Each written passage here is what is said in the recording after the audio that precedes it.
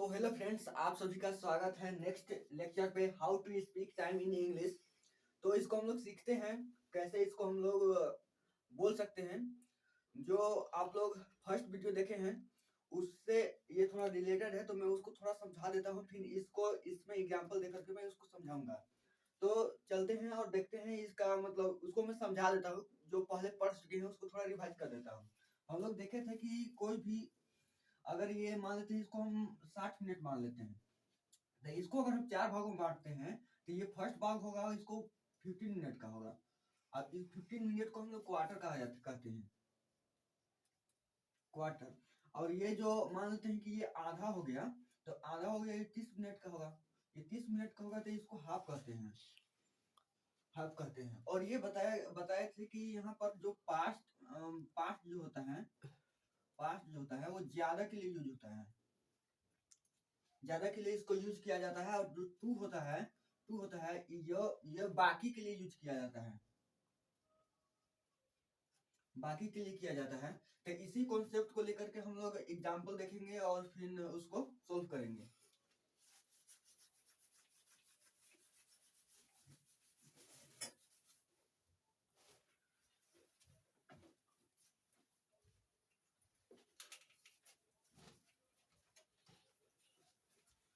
Present और past को सिर्फ देख रहे हैं हम लोग, जो प्रोबेबिलिटी था उसको हम लोग अभी नहीं देख रहे हैं। पहले प्रेजेंट को समझते हैं। प्रेजेंट में हम लोग बताए थे कि अगर रहा है लगता है और यहाँ पर रहा था, तो यहाँ पर इज का यूज होता है और यहाँ पर वाज का यूज होता है। ये हम लोग देख चुके थे। तो हम लोग प्रेजेंट का देखते हैं, प्रेजेंट पास्ट। तो प्रेजेंट में हम लोग एक एग्जांपल देखते हैं, एग्जांपल के द्वारा ही हम इसको अच्छी तरह से समझ सकते हैं। तो इसलिए हम एग्जांपल देखते हैं। मान लेते हैं कि हम बताएं कि क्वार्टर और क्वार्टर टू, लेकिन क्वार्टर टू और क्वार्टर पास्ट को पहले समझना होगा। तो क्वार्टर टू और क्वार्टर पास्ट को समझते हैं। जैसे कि सवा होता है, पौने होता है, तो उसको हम लोग कैसे कहेंगे? आधा घंटा होता है, 7 बज के आधा, मतलब 7:30 बज रहा है, तो यहाँ पर 7:30 बज रहा है, तो इसको हम लोग कैसे बनाएंगे? तो जैसे कि 7:30 बज रहा है, तो अगर साढ़े की बात करें तो यहाँ पर हाफ पास्ट,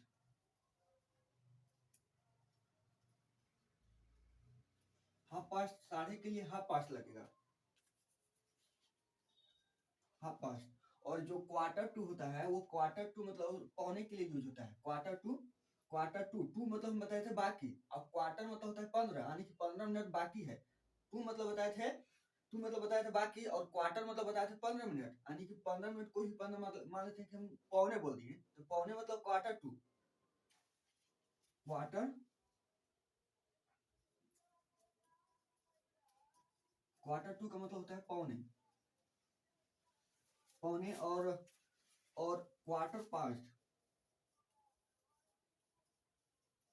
क्वार्टर पास्ट का मतलब होता है सवा।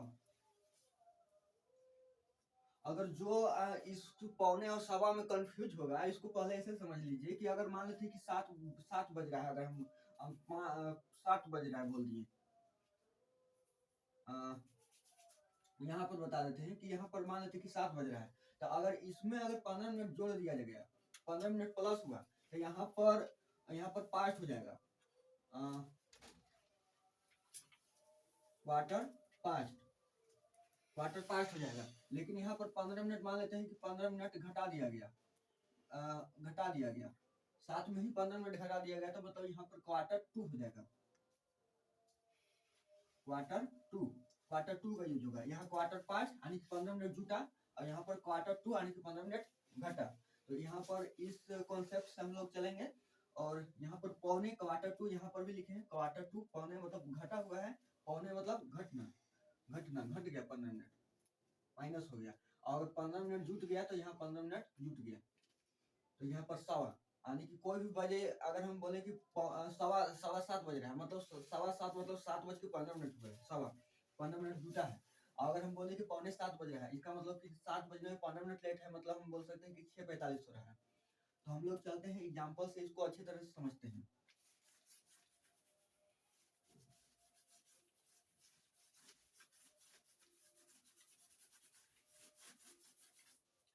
तो एक एग्जाम्पल लेते हैं, हम बोलेंगे, अगर हम बोलें कि साढ़े साढ़े सात बज रहे, साढ़े सात बज रहा है यानी कि इज का यूज होगा, तो साढ़े सात बज रहा है।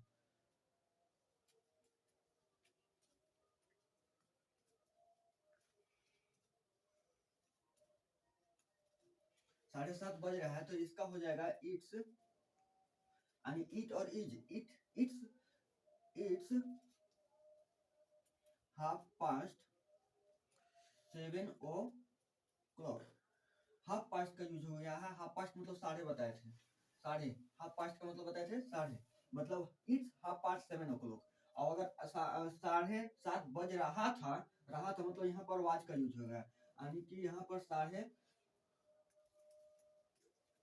सात बज रहा था, तो इसके लिए हो जाएगा it was half past 7 o'clock। O'clock का मतलब बहुत लोग को नहीं पता रहता है, तो ओ क्लॉक का मतलब होता है बजे, ओ क्लॉक का मतलब होता है बजे। तो इसी तरह से हम दूसरा एग्जांपल देखते हैं। मान लेते हैं कि अगर हम बोले कि साढ़े सात बज रहा है, ये समझ गए, क्वार्टर टू मतलब क्वार्टर टू का कहाँ यूज करेंगे, तो हम बोले कि पौने सात बज रहा है, पौने सात बज रहा है, पौने सात बज रहा है। इसको कैसे बनाएंगे, तो यहाँ पर इट्स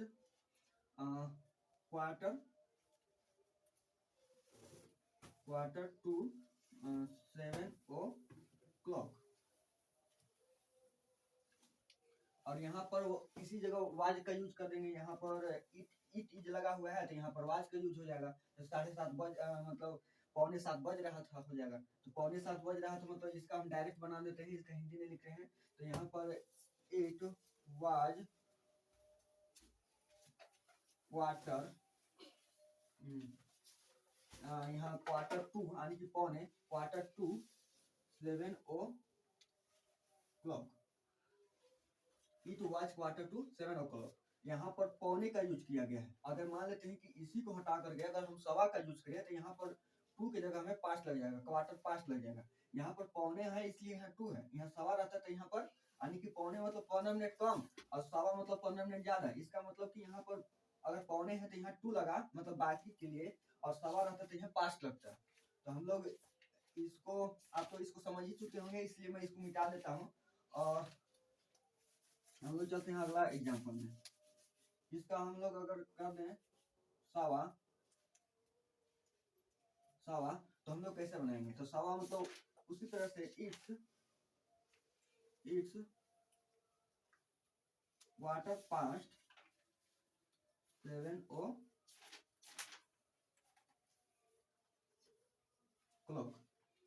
इट्स क्वार्टर पास्ट मतलब सवा यानी कि 15 मिनट ज्यादा हो चुका है इसलिए हम क्वार्टर पास्ट का यूज किए।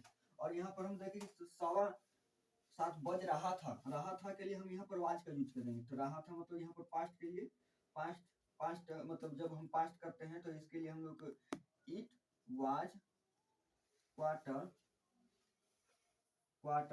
Past 7 o'clock। ये पास्ट है ना, मतलब पास्ट मतलब यहाँ पर इसका हिंदी हो जाएगा सवा सात बज रहा था, तो इसका हिंदी हो जाएगा सवा सात बज रहा था। इसके लिए इसको हम ऐसे बनाएंगे it was quarter past 7 o'clock। अब हम एक और एग्जांपल समझते हैं। हम समझते हैं कि सवा सात, 7:10 हुआ है, 7:10 भी हुआ है, या फिर 7 बजने में 10 मिनट बाकी है, तो इसको कैसे बनाएंगे, तो इसको सिंपल सा इस तरह से बनाएंगे। हम बोले कि 7:10 हुआ है, 7:10 हुआ है, 7:10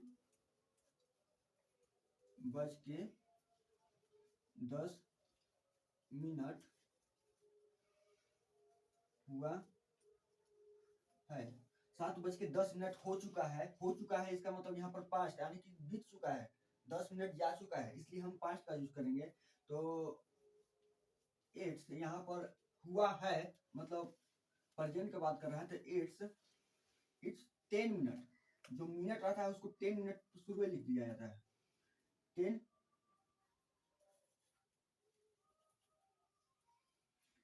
it's 10 minutes past 7 o'clock। It's 10 minute pass 7 o'clock। जो मिनट रहता है उसको पहले लिख दिया जाता है, जो 7 बजे है उसको बाद में लिखा जाता है। तो अगर इसको हम और देखें, अगर मान लेते हैं कि यहाँ पर 7 बज रहा है, 7 बज के 10 मिनट हुआ है, तो इट्स 10 मिनट पास 7 o'clock, यानी कि 10 मिनट पास हो गया 7 o'clock, यानी कि 7 बज के 10 मिनट हो चुका है। अगर हम बोलते कि 10 बज के 10 मिनट हुआ है, तो it's 10 minute pass 10 o'clock, it's 10 minute pass 10 o'clock। अगर हम बोलते कि अगर 11 बज के 12 मिनट हुआ है, तो it's 12 minute past 11 o'clock, it's 12 minute past 11 o'clock। हम लोग अब चलते हैं कि अगर बाकी है तो उसको कैसे बनाएंगे। ये समझ गए होंगे कि अगर हो गया तो इसलिए हम पास्ट का यूज कर दिए, और बाकी रहता है तो यहाँ पर टू का यूज करते हैं। मान लेते हैं, इसी को समझिएगा, यहाँ पर 7 बज के 10 मिनट हुआ है, तो 7 बजने में 10 मिनट बाकी है। अगर रहता था 7 बजने में 10 मिनट बाकी है, 7 बजने में 10 मिनट बाकी है, 7 बजने में 10 मिनट बाकी है, इसका मतलब यहाँ पर टू का यूज करेंगे। It's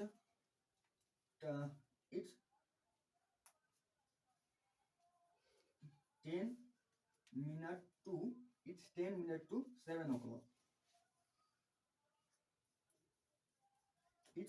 it's 10 minute to 7 o'clock, यानी कि 10 मिनट टू यानी कि 10 मिनट बाकी है 7 o'clock। 10 बजने में 10 मिनट बाकी है, इसलिए हम 10 मिनट टू का यूज किए हैं।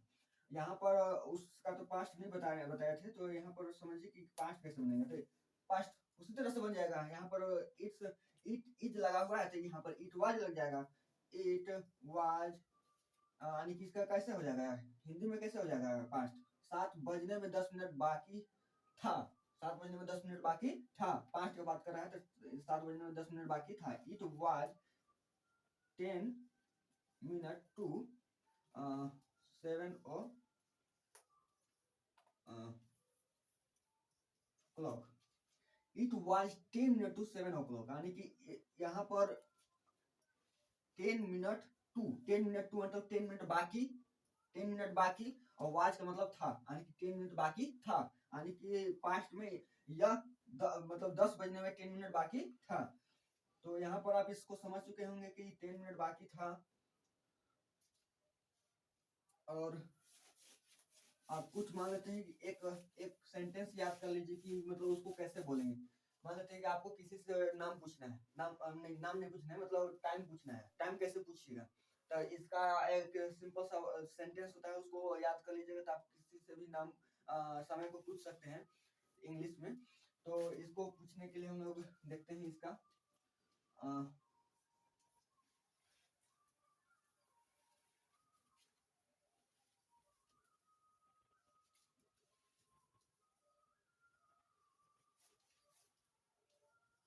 वॉच कर सकते हैं, या फिर मोबाइल कर सकते हैं। What's the time in your mobile या इन योर वॉच। तो हम लोग इसका कहें कि आपके घड़ी में कितना समय हुआ है, आपके घड़ी में कितना समय हुआ है, या आपके मोबाइल में कितना समय हुआ है, आपके घड़ी में कितना समय हुआ है, आपके घड़ी में कितना समय हुआ है। It's what's the time in your watch, आपके घड़ी में कितना टाइम हुआ है, आपके मोबाइल में कितना टाइम हुआ, what's the time in your mobile. तो फ्रेंड्स, मैं समझता हूँ कि ये आपको अच्छी तरह समझ में आया होगा। अगर नहीं आया होगा तो आप कमेंट कर सकते हैं, और मेरे से पूछ सकते हैं। और आप इसके बाद कौन सा लेक्चर को पढ़ना चाहते हैं, मतलब क्या चीज पढ़ना चाहते हैं। जैसे कि आप मैं इसके बाद सोच रहा हूँ कि एक मतलब थ्री स्ट्रक्चर है जो आपको इंग्लिश बोलने में बहुत ज्यादा मदद करेगा। तो मैं 3 स्ट्रक्चर को अच्छी तरह से समझाऊंगा। ये आपको अच्छा लगा हो तो आप लाइक कीजिए, सब्सक्राइब कीजिए, और यहाँ आप इस तरह के वीडियो को पाने के लिए मेरा चैनल को अवश्य सब्सक्राइब कर लीजिए, और मतलब आप सीखिए। ठीक है, आज के लिए धन्यवाद। Thank you.